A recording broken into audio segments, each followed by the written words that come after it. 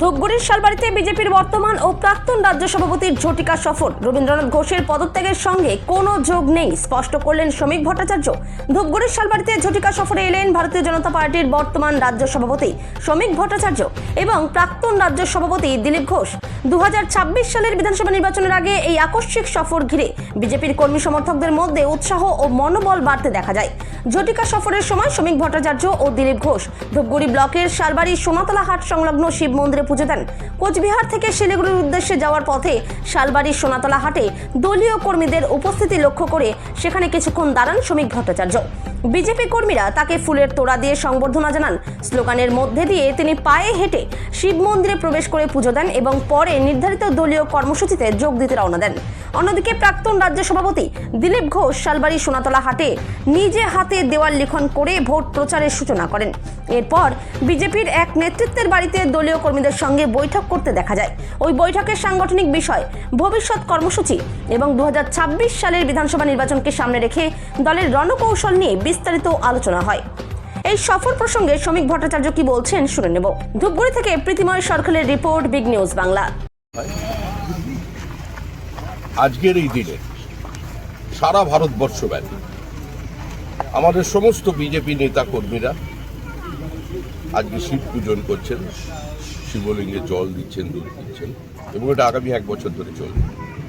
সোমনাথ মন্দির পুনর্নির্মিত হয়েছিল।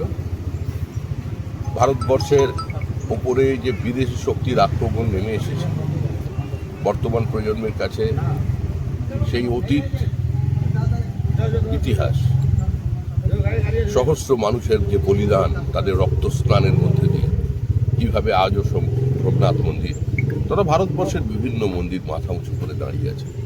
যে আঘাত ছিল ভারতীয় কৃষ্টি সংস্কৃতির ওপরে, আত্মমর্যাদার উপরে, ভারতীয় অস্মিতার উপরে, আজকে সেখান থেকে ভারতবর্ষকে বেরিয়ে আসতে হবে। আজকে সেটাই স্মরণ করে আমরা সমস্ত মন্দিরের সর্বত্র আমরা শিব মন্দিরে পুজো করছি বলে দেশব্যাপী চলছে।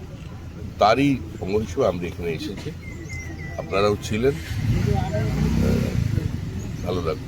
দাদা, কোচবিহারে আপনি বেরিয়ে আসার পরই কোচবিহারের চেয়ারম্যান রবীন্দ্রনাথ ঘোষ পদত্যাগ করেছেন, কি বলবেন এটা নিয়ে? আমি বেরিয়ে আসার সঙ্গে রবীন্দ্রনাথ ঘোষের পদত্যাগ কোনো সম্পর্ক নেই। যখন কোনো বড় সাম্রাজ্য চলে যায়, মানে দেখবেন এটা তো একটা পশ্চিমবঙ্গে যেটা চলছিল, এটা তো এক ধরনের ওই বাদশাহী তন্ত্র।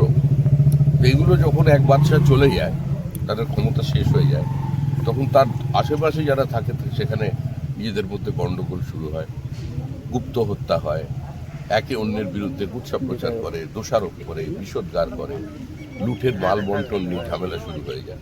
এগুলো হয়, এখন চলবে। তৃণমূল শেষ, তৃণমূল চলে গেছে।